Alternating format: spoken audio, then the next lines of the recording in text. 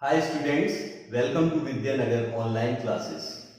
Today we are going to start a new chapter number 16, Water, a Precious Resource. Water is something which is known to all of us. We all know that we cannot survive without water. Not only us, all the living organisms require water for their survival. It is said that jal hai to kal hai.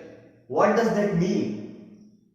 This means that if you have water, you can think of the future. Okay? If you have water, you can think of the future. Do you know when we celebrate World Water Day?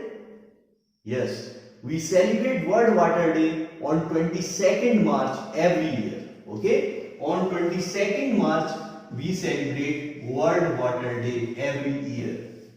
Why we celebrate this World Water Day every year? We celebrate this World Water Day every year in order to attract the attention of everybody towards the conserving of water.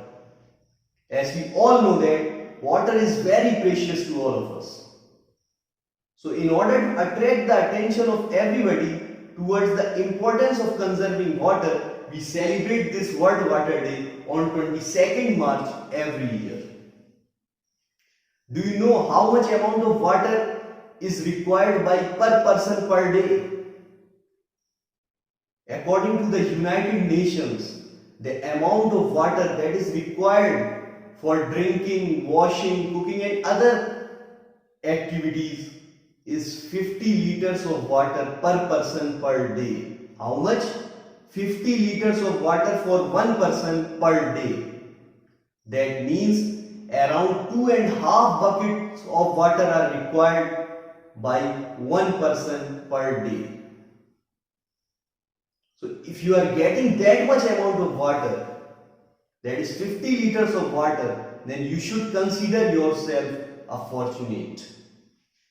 Because there are millions of people, even in our country, who are facing the water shortage.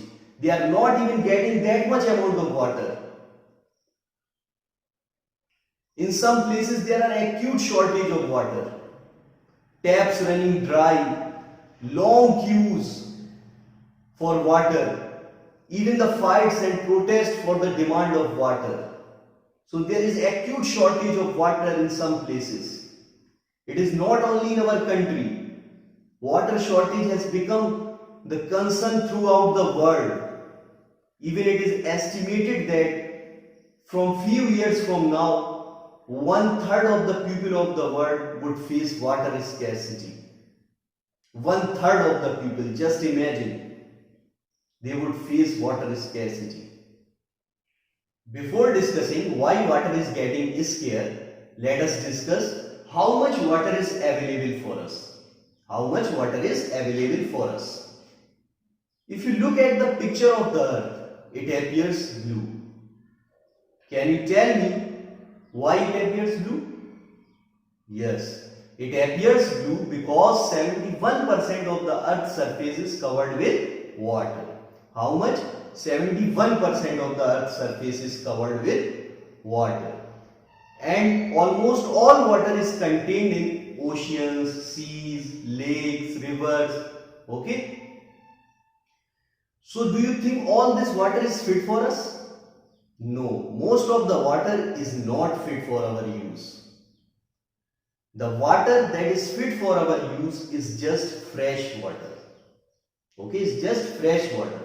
So now let us see how much water is available for our use. Okay, we will understand it with the help of simple example. Suppose you have a bucket. Okay, you have a bucket. And this bucket contains 20 liters of water. How much water? 20 liters of water. Now you assume that this 20 liters of water represent all the water on the earth. You just assume it that this 20 liters of water represent all the water on the earth. Now if you actually want to calculate how much water is available for our use, that will come out to be a tablespoon from that 20 liters of water. Just a tablespoon from the 20 liters of water. So you can imagine how much water is available for our use. When you calculate it, the amount of water, the quantity of water that is available for our use from all the water present in our earth is just 0.006%. 0.006%. So even though our earth appears blue in color, it contains 71% of the water, but all this water is not available for our use. The quantity of water that is available for our use is just 0.006% from all the water present on the earth's surface. Just 0.006%. Understood? Now our next topic is forms of water, that is the various forms of water. But before discussing it, I think that you might be thinking that continuous use of water will someday exhaust all the water available for us. But it is not so. The water on the earth has been maintained from millions of years by various processes which makes water cycle. Do you remember water cycle? You have already studied about water cycle in class 6. Let us recall it with the help of a small video. Water cycle can be defined as a series of steps which involve the change of water into water vapor and then back to water. Let us see these steps one by one. Water in water bodies such as rivers, ponds, lakes, oceans and seas evaporates due to the sun's heat and changes into water vapor. Being light, the water vapor rises up into the sky. High up in the sky, the air is cooler. When these vapors meet the cold air, they cool down to form water droplets through condensation. On coming together, these water droplets form clouds. On becoming too heavy to remain in air, these water droplets fall down as rain, which is very important for the growth of crops. The rainwater then flows back to ponds, lakes and rivers. Then it goes into the seas and oceans. From the surface of these water bodies, water again starts evaporating and starts converting into water vapor.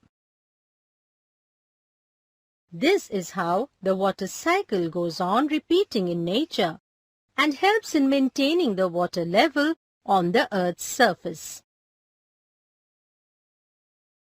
Note that at cold places where the air is very cool, these water drops freeze into ice and come down as snow or hail. So now you may have seen that when water circulates through water cycle, it can be found in all three forms, that is solid form, liquid form and gaseous form. So what are the three forms of water? First one is solid form, second one is liquid form and the third one is gaseous form. So first of all, let us talk about solid form. Water is present in solid form as snow and ice, which is present as ice caps at the poles of the earth, glaciers and mountains. Okay. Now let us talk about the second form of water, that is liquid form. Liquid water is present in oceans, rivers, lakes, ponds and even under the ground. Okay. So that is the second form of water, that is liquid form. So the third form of the water is the gaseous form, which is the water vapor present in the air around us. Okay. So we can say that water exists in three forms, that is solid form, liquid form and gaseous form. And the continuous cycling of water among its three forms keeps the total amount of water constant. That is, the total amount of water remains same even when whole world is using it. Okay. So that's all in today's class. We will meet soon in the next class. Thank you.